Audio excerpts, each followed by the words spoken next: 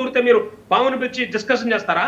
లేదా పావుని కాటిలో కూడా పెద్ద పావుని తీసుకొచ్చి ఓ పెద్ద పావా నువ్వు ఎందుకు కన్నావు, నువ్వు ఎందుకు పిలిచావు డిస్కషన్ చేస్తారు?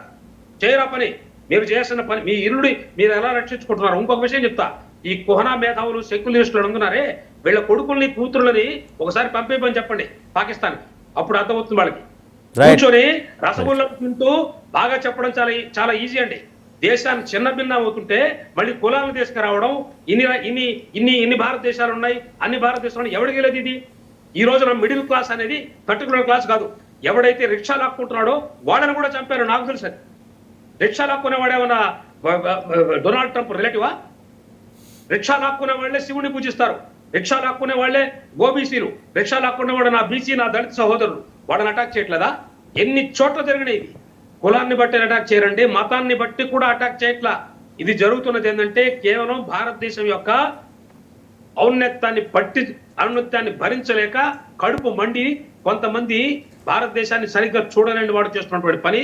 దానికి భారతదేశంలో ఉన్నటువంటి డాక్టర్ రమేష్ గారు నాకు రెండు ప్రశ్నలు ఉన్నాయి. మీరు కాశ్మీర్లో పనిచేశారు కాబట్టి సూటిగా రెండు ప్రశ్నలండి. ఈ రోజు యుద్ధం అనివార్యమా? యుద్ధానికి మనం రెడీ అవ్వాల్సిందేనా, లేకపోతే వేరే పద్ధతుల్లో పాకిస్తాన్ పేసమనచచ్చా? ఒకటి. రెండోది ప్రశ్నలో ఐఎమ్ సారీ టు సే మీ ప్రశ్న కొంచెం అసంబద్ధంగా ఉంది. యుద్ధం ఆరంభం ఎప్పుడో అయిపోయింది సార్, ఇప్పుడు కొత్తగా కావట్లా. పోనీ మనం ముగింపు పలుకుదామా అని అడుగుతున్నా.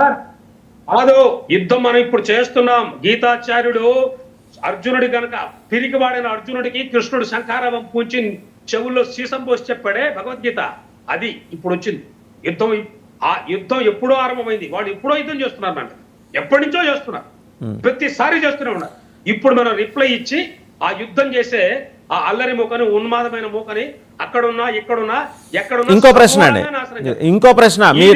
ఇంకో ప్రశ్న డాక్టర్ బిఎన్ రమేష్ గారు, ఉండాలనుకుంటే ఈ దేశం రాజ్యాంగాన్ని పాటించాలి, ఈ దేశంలో ఉండాలనుకుంటే ఈ దేశం యొక్క ఔన్నత్యాన్ని స్వీకరించాలి, ఈ దేశంలో ఉండాలనుకుంటే ఈ దేశం యొక్క ఉన్నతిని కోరుకోవాలి. రైట్. ఇంకొక ప్రశ్న. అబ్దుల్ కలాం లాగా ఉండాలి ఈ దేశంలో. రైట్ డాక్టర్ రమేష్ గారు, ఐ హావ్ అనదర్ క్వశ్చన్. మీరు ఇందాక మాట్లాడుతూ ప్రస్తావన చేశారు 1000 ఏళ్ల పరాయి పీడనలో మనం ఉన్నాం. పాలన కాదు, పీడన. అందులో 800 ఏళ్ల కాంట్రిబ్యూషన్ మొఘల్స్ కానీ, ఇక్కడ ఎడారి ప్రాంతాల నుంచి వచ్చిన ఆటవికులు కానీ, వాళ్ళందరినీ చక్రవర్తులని చెప్పి మీరు చదువుకున్నారు కదా. నిజంగా వాళ్ళు చక్రవర్తులైనా లేకపోతే ఎడారి ప్రాంతం నుంచి వచ్చిన ఆటవికులా? అయ్యా, చాలా మంచి ప్రశ్న వేశారు. ఒక్క విషయం చెప్తాను. మనకి అరబ్బులకి ఎప్పుడూ ప్రాబ్లం లేదండి.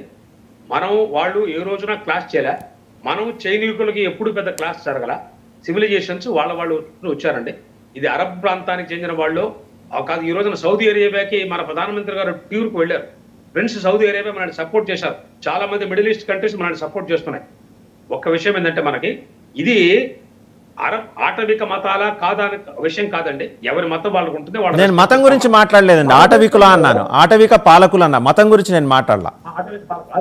ఆటవిక పాలకులు మీరు కరెక్ట్ గా చెప్పారు. నేను చెప్పేది ఏంటంటే ఈ మొఘలాయులు అనే వాళ్ళు బయట నుంచి వచ్చారు నిజమే, కానీ మొఘలాయలకి అప్పుడు మొఘలాయుల యొక్క సైన్యంలో చాలా మంది మన వాళ్ళే సోకాల్డ్ హిందూస్ అని చెప్పుకునే వాళ్ళు ఉన్నారు. ఈ రోజు కూడా ఉన్నారు, ఇంతకు ముందు కూడా మనం విన్నాం. ఇది హిందువా ముస్లిం అనేది కాదండి, ఇది ఒక దేశం యొక్క సామగ్రిక ఔన్నత్యానికి సంబంధించిన